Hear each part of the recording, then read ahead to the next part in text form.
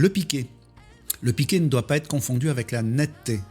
Le piqué désigne le pouvoir de résolution d'une optique, sa capacité à résoudre l'image. Ça vient de là le terme.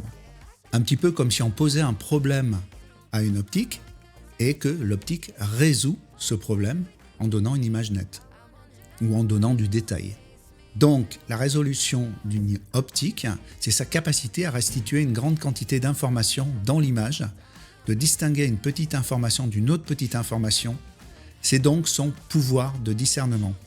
Le piqué ne concerne pas uniquement le plan du point. Une optique n'est pas piquée que là où elle est nette, ça n'a rien à voir.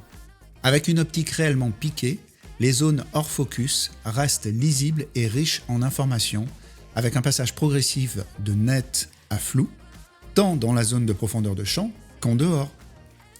Même floue, elle conserve une densité d'informations qui donne de la matière, du relief et du microcontraste à l'image, notamment dans les tonalités intermédiaires.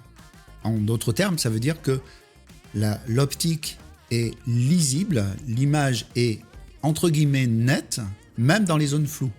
C'est contradictoire ce que je viens de dire, mais ce que je veux dire par là, c'est que l'image paraît nette alors qu'on se trouve dans une zone floue. Ici, le point a été fait sur l'œil et l'oreille paraît nette alors qu'elle est dans la zone floue, puisque si le point est fait ici, surtout avec une faible profondeur de champ comme c'est le cas ici, si le point est fait sur l'œil, ici, on est dans la zone floue. Ici, on est dans la zone floue. Ici, on est dans la zone floue, etc. A l'inverse, une optique pauvre en piqué produit des zones floues plates, sans information, parfois accompagnées d'artefacts, c'est-à-dire de portions d'images qui sont complètement inventées par l'optique, avec un passage brutal de net à non net. Le piqué répond donc à une question simple: quelle quantité d'informations l'optique est-elle capable de restituer dans l'image ?